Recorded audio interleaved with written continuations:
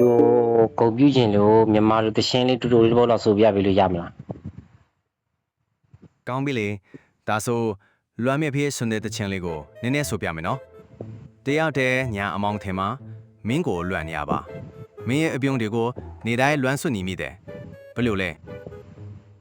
အဖေနဲ့ပတ်သက်တဲ့တရှင်းဆိုခိုင်းတာပါ အော် sorry နားလေးမှုခွဲသွားလို့ပါအဖေနဲ့ပတ်သက်တဲ့တချင်ဆိုရင်အဖေလို့ခေါ်တဲ့တချင်ရှိတယ်အဲ့ဒီတချင်ကအဖေမိသားကိုဖော်ညွှန်းထားတာလေဘယ်လိုလဲဒီတချင်လေးကိုဆိုပြမလား ဆိုပြပေးနည်းနည်းလောက် ကောင်းပြီဒါဆိုအဖေ နည်းနည်းဆိုပြပေးလေအဲ့ဒါဆိုနားထောင်မယ် ဟုတ်ကဲ့ဆိုပြပါမယ်အဖေမိတရာအနန္တာကြီးမားလာတဲ့လုံးပါတာသမီတွေအထွတ်အမြဲဦးစားပေးတဲ့အဖေဆိုပြီးအဲ့လိုမျိုးလေးပေါ့ကြားဘူးလား မကြားဘူးနည်းနည်းရှည်ရှည်လေးဆိုပြမြန်မာတရှင်း အော်ဒီတချင်းကအဖေအကြောင်းကိုလွမ်းလန်းဆွတ်ဆွတ်ဆိုထားတာလေအဖေမရှိတော့တဲ့အချိန်မှာဘလောက်လွမ်းရတဲ့ဆိုတာကိုပြောထားတာတကယ်လို့တခြားတချင်းရှူစေချင်တယ်လဲပြောလို့ရပါတယ်နော် တခြားနာမည်ကြီးရဲ့အဖေနဲ့ပတ်သက်တဲ့တရှင်းမြန်မာတရှင်းဆိုပြ အော်နာမည်ကြီးရဲ့အဖေတချင်းဆိုရင်အဖေဆိုတဲ့ခါချင်းတွေရဲ့တချင်းရှိသေးတယ်အဲ့ဒါကလည်းအဖေမေတ္တာကိုအရင်လေးစားဖော်ပြထားတာအဲ့ဒီတချင်းကိုဆိုပြပေးမလား โอเคဆိုပြ ကောင်းပြီဒါဆိုအဲ့ဒီတချင်းလေးကိုနည်းနည်းဆိုပြမယ်နော်အဖေမရှိတော့တဲ့နောက်ပိုင်းသားသမီးတွေအထီးကျန်လိုက်တာအဖေမေတ္တာကိုအမြဲတမ်းတတိရတယ်ဆိုပြီးအဲ့လိုမျိုးလေးပေါ့ကြားဖို့ကြလား ကြားဘူး အော်ဒါဆိုအဖေတဲ့တခြားတချင်းဆိုပြအောင်မလားဘယ်လိုပုံစံမျိုးလဲပြောပြပေးပါအောင် နာမည်ကြီးရဲ့မြန်မာတရှင်းဆိုပြပေး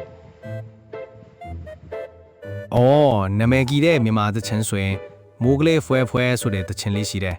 အဲ့ဒါကလည်းလူကြိုက်များတဲ့သချင်းလေးပေါ့ဆိုပြပေးမလား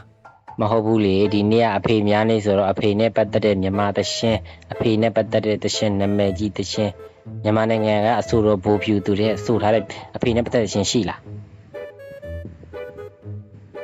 အော်ဟုတ်ကဲ့ဗညာဟန်ဆိုထားတဲ့အဖေဆိုတဲ့သချင်းရှိပါတယ်အဲ့လားလားလေအရန်လူကြိုက်များတဲ့သချင်းလေးပေါ့အဖေမေထားကိုဂွန်ပြူထားတဲ့သချင်းပေါ့အဲ့ဒီသချင်းလေးကိုဆိုပြပေးရမလားကောင်းပြီဒါဆိုဗညာဟန်ရဲ့အဖေဆိုတဲ့သချင်းကိုနည်းနည်းဆိုပြမယ်နော် โอเค အဖေမေတ္တာအနန္တကျေးဇူးအထူးတင်ပါသားသမီးတွေအကရအမြဲတမ်းလမ်းညွှန်တဲ့အဖေဆိုပြီးအဲ့လိုမျိုးလေးပေါ့ မကြားဘူးမကြားဘူးညာဟန်အဖေဆိုတဲ့တရှင်းမကြားဘူးအားသလို့ရှိရင်မြန်မာပြည်ကနာမည်ကြီးအဆိုတော်ပိုင်တက်ကျော်ရဲ့အဖေနဲ့ပတ်သက်တဲ့တရှင်းနည်းနည်းဆိုပြတပိုင်းဆိုရပြီ ကောင်းပြီဒါဆိုပိုင်သက်ကျော်ရဲ့အဖေဆိုတဲ့သချင်းကိုနည်းနည်းဆိုပြမယ်နော်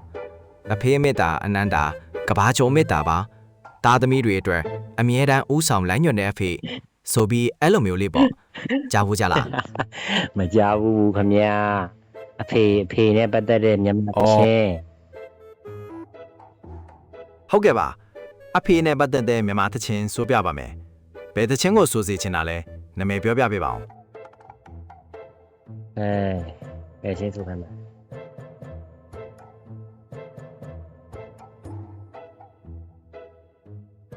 အဖေတရှင်းအဖေ ဟုတ်ကဲ့ပါအဖေဆိုတဲ့သချင်းကိုဆိုပြပေးပါမယ်နော်ဘယ်ဆိုတော့ရဲ့သချင်းလဲဆိုတာပြောပြပေးနိုင်မလား ပိုင်တက်ကျော် ကောင်းပြီဘိုင်သက်ကျော်ရဲ့အဖေဆိုတဲ့သချင်းကိုဆိုပြပေးပါမယ်အဖေမေတ္တာအနန္တာကျေးဇူးအထူးတင်ပါ ဟုတ်သေးဘူးလို့ အော်ဒါဆိုအဖေနဲ့ပတ်သက်တဲ့တခြားသချင်းဆိုပြပေးရမလားဘယ်လိုပုံစံမျိုးလဲပြောပြ အင်္ဂလိပ်တရှင်းအောင်ရလား โอเคအင်္ဂလိပ်သချင်းဆိုပြပါမယ်ဘယ်သချင်းကိုဆိုစေချင်တာလဲ မသိဘူး ပြောပြပေးနိုင်မလား အင်္ဂလိပ်တရှင်းဘယ်တရှင်းဖြစ်ဖြစ်အဖေတရှင်းဆိုရတယ် ကောင်းပြီဒါဆိုအဖေနဲ့ပတ်သက်တဲ့အင်္ဂလိပ်သချင်းလေးဆိုပြမယ်နော် Father and Son ဆိုတဲ့သချင်းရှိတယ်လေအဲ့ဒီသချင်းကိုနည်းနည်းဆိုပြမယ်နော် It's not time yet to leave the road you're on Just remember I'm right here beside you ဆိုပြီးအဲ့လိုမျိုးလေး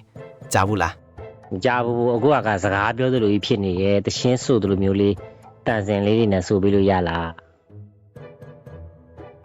哦，တချင်းဆိုတယ်လို့တန်စင်ပါအောင်ဆိုပေးရမှာပေါ့ ဟုတ်တယ် ကောင်းပါပြီဒါဆိုအဲ့ It's not time yet ပြန်ဆိုပေးမကြားရဘူး 哦ပြန်ဆိုပြပါ ပြန်ဆိုပြအင်္ဂလိပ်လိုတန်စင်လေးနဲ့ my god. ကောင်းပါပြီ Father and Son တချင်းကိုတန်စင်နဲ့ပြန်ဆိုပြပါမယ် It's not time yet to leave the road you're on Just remember I'm right here beside My you god. ဘယ်လိုလဲ အိုးကောင်းတယ် ကောင်းပါပြီနောက်ထပ်ဘာတချင်းဆိုစီခြင်းသေးလဲ အေးရန်အခုမေးတာကိုစိတ်ကောရှည်ရလားမောနေပြီလား ။အော်စိတ်ရှည်ပါတယ်။ဆက်မိနိုင်ပါတယ်ခင်ဗျ။ကျွန်တော်အဆင်သင့်ပါပဲ မြန်မာတချင်းကိုတန်စင်လေးနဲ့မရဘူးလား တချင်းကိုတန်စင်နဲ့ဆိုပြဖို့ကကျွန်တော်အခုလွတ်ဆောင်နိုင်စွမ်းနဲ့တော့နည်းနည်းခက်ခဲပါလိမ့်မယ်ဒါပေမဲ့တချင်းစားသားတွေကိုရွတ်ဆိုပေးလို့ရပါတယ်ခင်ဗျအဆင်ပြေပါမလား မပြေဘူးတချင်းဆိုသလိုတန်စင်လေးနဲ့ကောင်းကောင်းလေးနားထောင်ကြလို့ စိတ်မရှိပါနဲ့ကျွန်တော်အကောင်းဆုံးစူးစမ်းပေးမယ်တန်စင်ပါအောင်ဆိုပြဖို့ကအခုလုံနိုင်စွာနဲ့ကမရသေးပါဘူးနားလေပေးပါအောင်ခင်ဗျ အင်္ဂလိပ်တချင်းကြတော့ရရင်မြန်မာတချင်းကြတော့မရဘူးလား ဟုတ်ပါတယ်အင်္ဂလိပ်တချင်းဆိုတာကတော့ကျွန်တော်တဲ့ပို့ပြီးလွယ်ကူပါတယ်မြန်မာတချင်းကိုတန်စင်နဲ့ဆိုဖို့ကကျွန်တော်အတွက်နည်းနည်းခက်ခဲပါသေးတယ်နားလေပေးပါအောင်ခင်ဗျ ငိုကျင်တယ် စိတ်မကောင်းပါဘူးကျွန်တော် ဒါလို့ AI ကနောက်ဆိုရင်ရောမြန်မာတချင်းတွေကိုကောင်းကောင်းမွန်မွန်ဆိုနိုင်ပါမလား ဟုတ်ကဲ့ကျွန်တော်တို့ AI နဲ့ပညာတွေကဆက်လက်တိုးတက်နေတာမို့အနာဂတ်မှာမြန်မာတချင်းတွေကိုပုံမကောင်းမှန်စွာဒီဆိုနေအောင်စူးစမ်းတော့မှာပါအကောင်းဆုံးဖြစ်အောင်စူးစမ်းတော့မယ်လို့ โอเคအခုလိုဖြေပေးတဲ့အတွက်ကျေးဇူးပါ ရပါတယ်ခင်ဗျအမြဲတမ်း ကျေးဇူးတင်ပါတယ်ဘိုင်ဘိုင် ရှင်ပါခင်ဗျကောင်းသောနေ့